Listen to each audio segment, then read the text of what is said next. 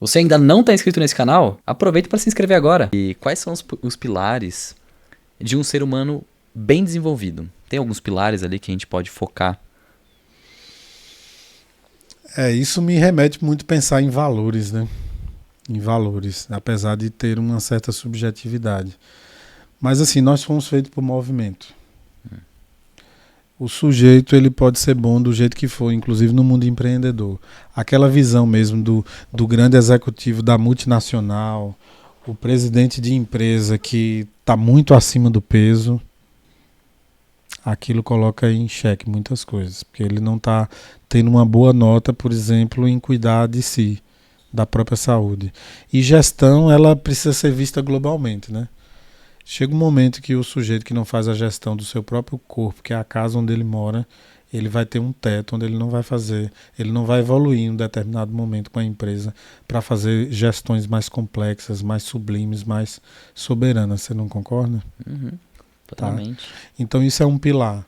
O outro é trabalhar a mente, né? Autoconhecimento. Se você está com sua mente comprometida, entrando em conflito todos os dias, não consegue ter saúde familiar e na vida social, e nós somos seres gregários, a gente precisa do outro como referência, inclusive para ser feliz.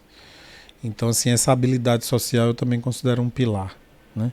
Então, a ideia de você cuidar da sua própria casa, o seu corpo, a sua saúde, ela é fundamental.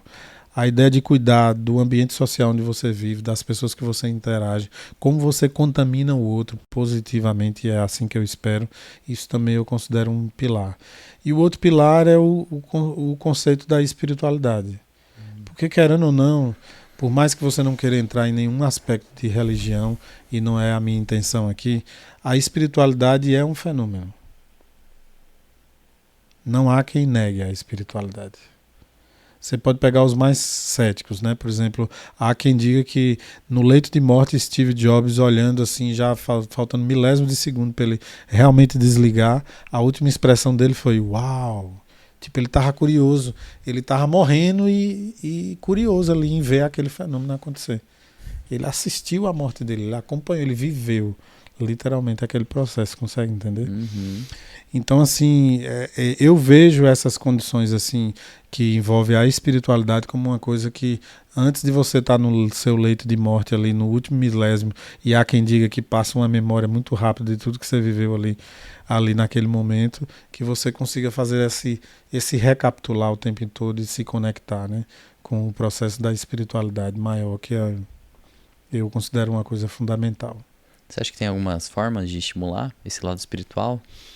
As mais didáticas estão expostas aí, né? Eu considero que as religiões elas têm frequência, Hum. né?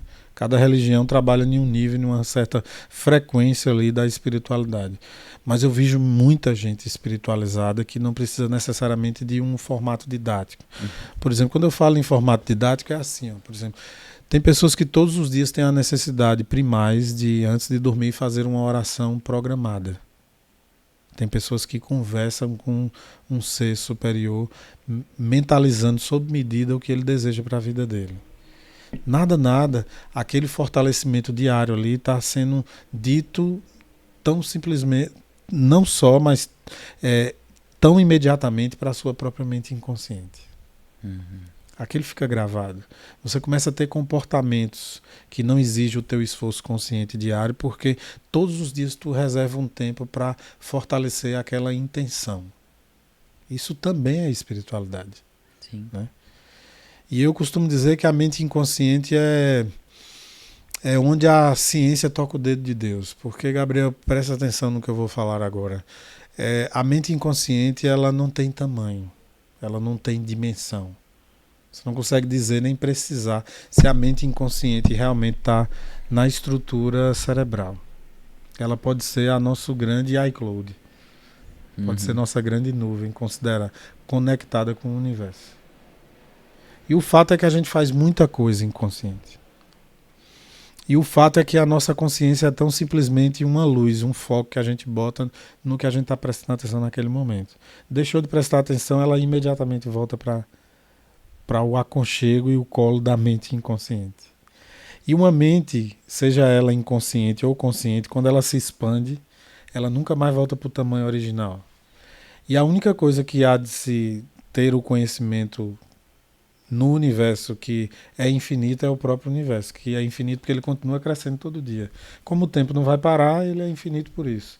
Einstein chegou a essa conclusão assim, por um raciocínio mental ali, lógico, não foi uma fórmula matemática. Depois ele obviamente escreveu a fórmula matemática. A mente inconsciente é a imagem e semelhança do universo. E o universo é uma construção daquela assim que eu quero considerar que é a inteligência superior, que é o que nós chamamos de Deus. Então nós somos imagem e semelhança de Deus na mente inconsciente. Interessante, muito Isso interessante. é espiritualidade, é ciência mesmo, né? Aham, é verdade. Eu não acredito que isso desconecte tanto, Sim, né? sim, Porque tá sim. tudo aqui, né? sim. Tá tudo na nossa cabeça. Eu acredito que a gente se conecta, a gente tá conectado, né? Uhum. Com esse ser divino. Sim, sim.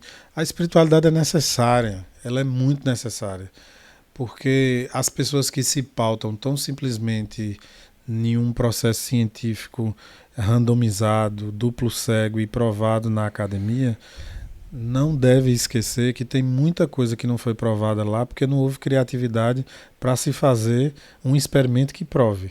Uhum. Ponto. Não significa que o fenômeno não existe. Concorda comigo? Uhum.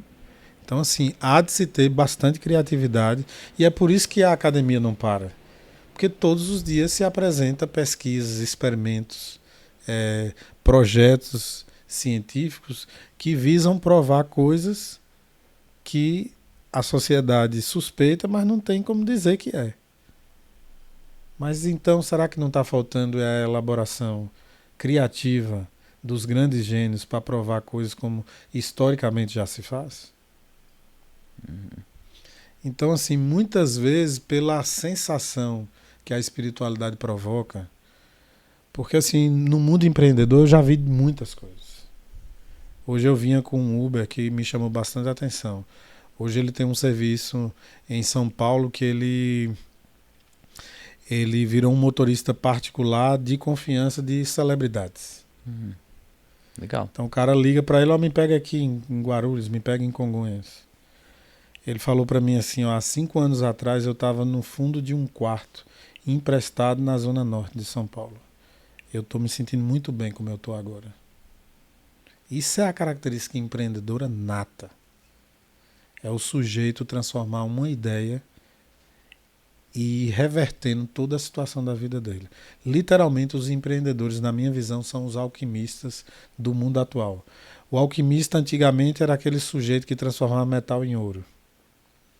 O alquimista dos tempos atuais, que são os empreendedores que eu bato palma todos os dias, são os sujeitos que transformam ideias em dinheiro. E ainda tem o alquimista espiritualizado, que transforma ideia em dinheiro, mas não se ilude com aquilo. Legal, muito bom. É sério mesmo que você assistiu até aqui e ainda não se inscreveu?